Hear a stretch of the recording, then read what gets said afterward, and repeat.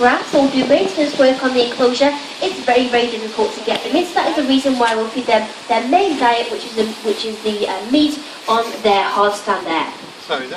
Now the Iberian wolf, as you can see, is quite small. It's quite thin, and even with its body size generally a lot smaller than the grey wolf. But this is basically one of their subspecies. It's actually their smaller subspecies.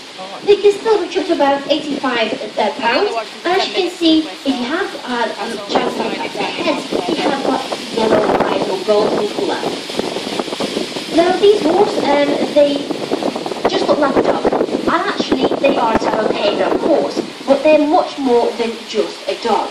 So their jaw pressure, they can exert 1,500 pounds per pressure per square inch with their jaws, and that means basically, calculated into human terms, they can actually bite down twice as hard compared to a German Shepherd.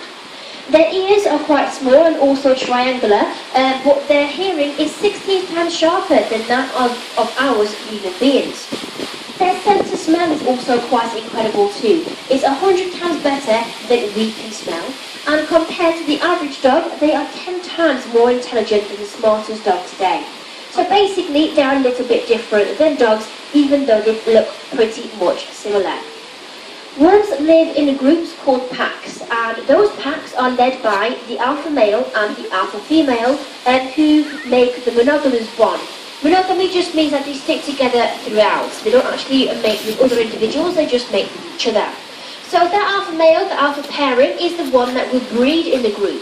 Their breeding is quite little known actually in the wild because they are quite secretive, and in places like zoos they can actually behave a little bit differently.